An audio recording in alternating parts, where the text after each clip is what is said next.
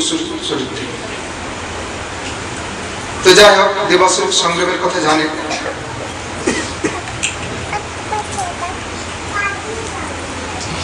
দেবাসুর সংগ্রাম হয়ে গেল, দেবতারা লুকিয়ে আছে, ভগবানের কাছে গেছে, প্রভু আমাদের কিভাবে আমরা স্বরাজ্য ফিরে পাবো, কি উপায় আছে, এই বৃত্তাসুরের হাত থেকে আমরা কি করে বাঁচবো? বলে একটা উপায় আছে। দধিচি ঋষি উনি তপস্যা করেছেন, ওনার তপস্যায় ওনার যে ভেতরের হাড় সেটা বজ্র সম হয়ে গেছে, সেটা যদি তুমি দিয়ে অস্ত্র তৈরি করতে পারো, বজ্র তৈরি করতে পারো, আর ওই বজ্র দিয়ে এই বৃত্তাসুরের নিধন হয়, এছাড়া কোনো রাস্তা নেই। তো কিছুদিন আগে ইন্দ্রদেব এই দধিচি মুনির কাছে গিয়েছিলেন এবং একটা অপরাধ করেছিলেন, গলা কেটে দিয়েছিলেন। ওই অশ্বিনী কুমারের ব্যাপার ছিল, ব্রহ্মবিদ্যা শিক্ষা নিয়ে। তা আবার দ্বিতীয়বার একটা বৈষ্ণবের কাছে যাবো কি দেখুন, এখানেও শিক্ষা।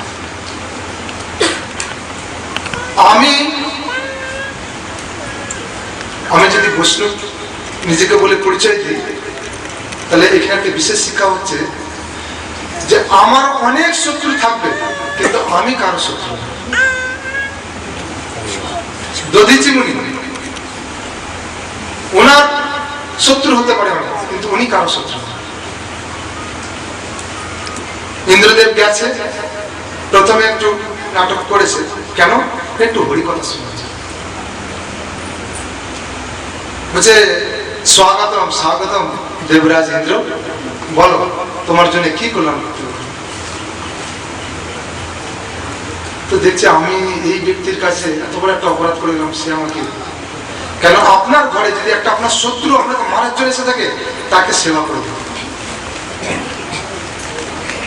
আপনার অতিথি যখন আপনার কাছে চলে এসছে, তা আপনার ডিউটি হচ্ছে তার সেবা করা। সে অতিথি, সে শত্রু। তো দধিচি মুনি ওকে বাণীর মাধ্যম দিয়ে তার সেবা করলেন, খুব মিষ্টি বাণী দিয়ে। তখন ইন্দ্রদেব বললেন, প্রভু আমরা তো বৈষ্ণব, দয়ালু, জীবের দুঃখে দুঃখী, তো এইভাবে দেখো, যদি কারোর কাছ থেকে কিছু লাভ করতে চান, তাহলে তার খুব প্রশংসা করবে। দেবতারা খুব প্রশংসা করে বস্তু নিয়ে নিতে পারে। তো খুব প্রশংসা করলেন, করার পর বললেন, আপনার এই তপময় যে হাত, সেটা দিয়ে আমাদের একটা অস্ত্র তৈরি করা হবে, আর তাই দিয়ে বৃত্তাসুরকে নিধন করা হবে। এটা আমাদের প্রভুর আদেশ। যখনই প্রভুদের আদেশ শুনেছেন, তার আগে তো উনি তৈরি হয়েছিলেন। তো আমার এই শরীরটা যদি জগতের কল্যাণ হয়, বৈষ্ণব সেবা লাগে, তাই এর থেকে আর কি চাই? ছাড়িয়া বৈষ্ণব সেবা নিস্তার পেয়েছে কেউ। তো উনি দেবেন তো বটে, কারণ আপনাদের যদি কাউকে জিজ্ঞাসা করা হয়, তো প্রভুজি মাতাজি আপনাদের শরীরটা দিন, মানে আপনি এক্ষুনি মরে যান, আমাদের এটা দরকার আছে, কেউ রাজি আছে? কেউ আমরা রাজি। প্রত্যেকটা শরীরে একটা সুখ আছে। দেখবেন একটা পোকামাকড় ধরতে যান, সে পালাবে। কেন পালাচ্ছে? কেন বাঁচতে চায়? একটা স্টুডেন্টকে জিজ্ঞাসা করা হচ্ছে, তুমি পড়াশোনা করছো কেন? যে জ্ঞান অর্জন করবো। জ্ঞান অর্জন করে কি হবে? বলছে পরীক্ষা দিলে সার্টিফিকেট পাবো। সার্টিফিকেট নিয়ে কি করবে? চাকরি পাবো। চাকরি পেয়ে কি করবে? পেটের জন্য পয়সা চাই। পেট ভরিয়ে কি করবে? বেঁচে থাকবো। বাঁচবো কি জন্য? জানি না। কেন বেঁচে আছি জানি না। কেন বেঁচে আছি?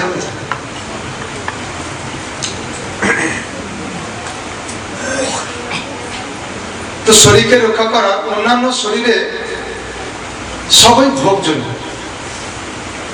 তার কর্ম অনুসারে সে ওই শরীরই সুখ ভোগ করছে, তার জন্য সে মরতে চায়।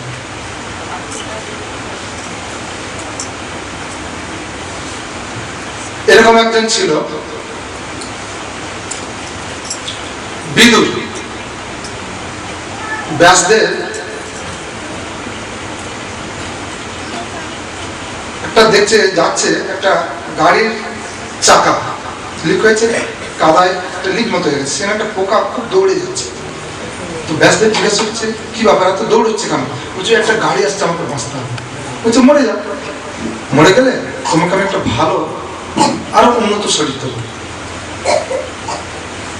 তো বলছে না, ও দৌড়চ্ছে। বলছে তুমি এই বাঁচার কারণ কি? তোমাকে একটা আরো উন্নত শরীর দেবো। বলছে না, এই শরীরে আমার সুখ আছে। তো মান্ডব ঋষি, এখনো হবে হয়তো উড়িষ্যা এরকম প্রদেশ হবে, মান্ডব ঋষি তপস্যা করছেন গালব দেশের রাজা।